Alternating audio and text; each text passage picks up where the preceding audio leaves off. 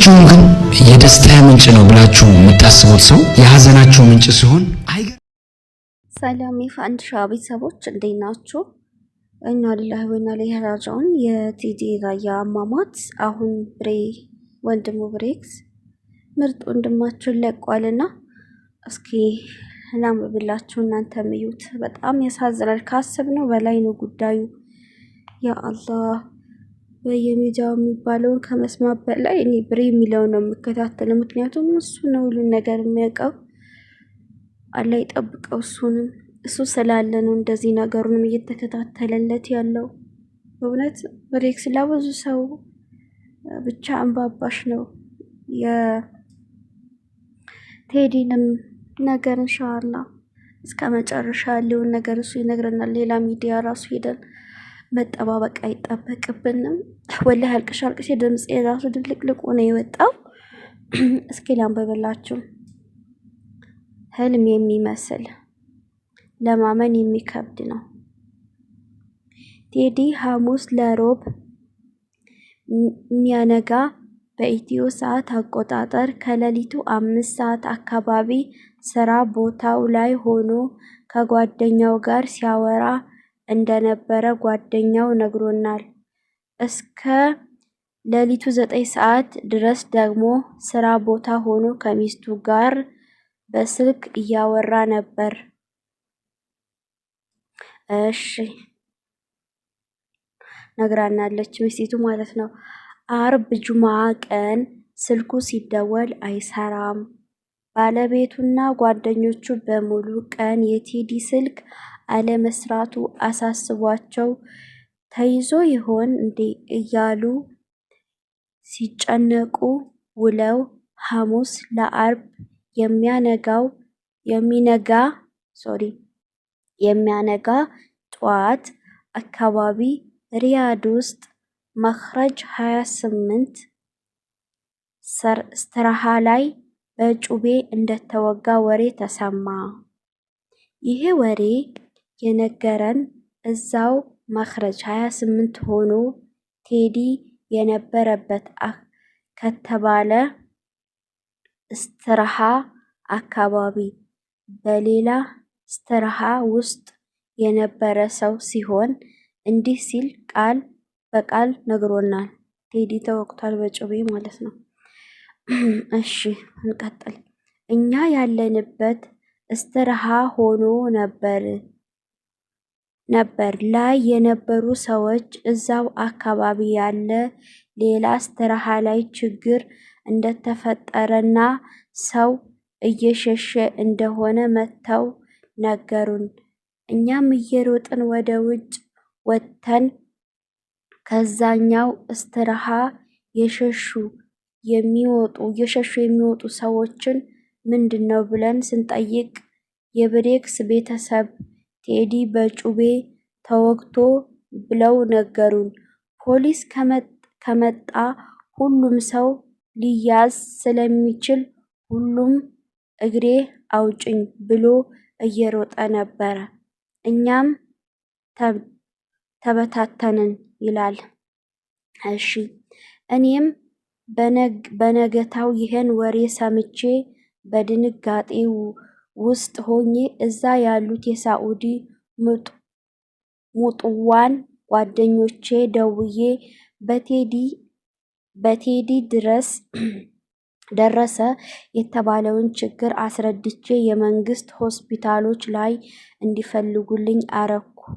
እነሱም ስራቸው ትተው በየሆስፒታሉ ቴዲን ፍለጋ ተሰማሩ።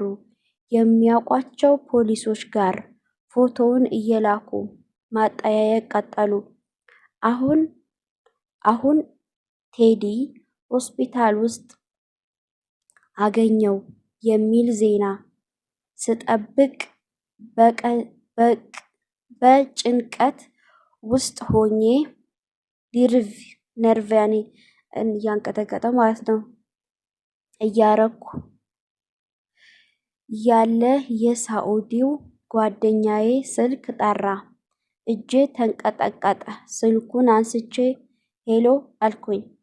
ድምፁ እየተቆራረጠ አሰላሙ አሌይኩም አለ። ሰላምታውን ሁሉ ረስቼ አገኛችሁት ወንድሜ አልኩት። የሱ ምላሽ እንዲህ ነበር። አላህ ይሶብርክ ብሬክስ፣ ቴዲ ተወፋ አለ። ምን ስለው ቴዲ ማት ወይም ቴዲ ሞተ የሚል ድምፅ ሰማሁ። ነርቨስ እየሆንኩ ነበር። ራሴን አላውቅም። ሰማይና ምድሩ ተደበላለቀብኝ። መሪዬን መቆጣጠር አቃተኝ። ደነገጥኩ። አጠገቤ አንድ ቤተሰብ ስለነበረ መንገዱም በጣም ክራውድድ ስለነበረ መኪናውን ዳር አስይዞ አገዘኝ። አሁንም ግን ቴዲ ሞት የሚለው ንግግር ያልጠበቅኩት ስለሆነ አላመንኩምና ልቤ አልፈራም። አስክሬኑ አለበት ወደ ተባለ ቦታ አስክሬን ቼክ የሚያደርግ ሰው አስመራን። ያኔ ላክም ማለት ነው። እሺ ቴዲ ተወፋ የሚለው ድምፅ እውነት ነበርና የቴዲ ሞት አረጋገጥኩ ለማለት ነው። አረጋገጡ ያለው ያው ሀዘን ላይ ስለሆነ ከነ ሙሉ ስሙ ጠርተው ሞቷል አሉኝ። በዚህ ሰዓት ሰውነቴ ሁሉ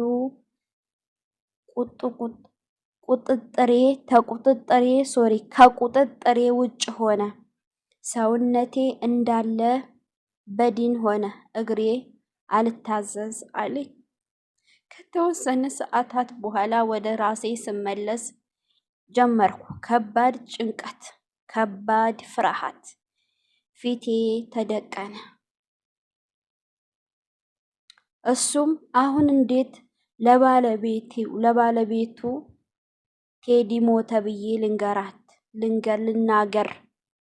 እንዴትስ ለቤተሰብ ቴዲ ሞተ ብዬ ላሳውቅ? እንዴት ለመሲ ልንገራት? እንዴት?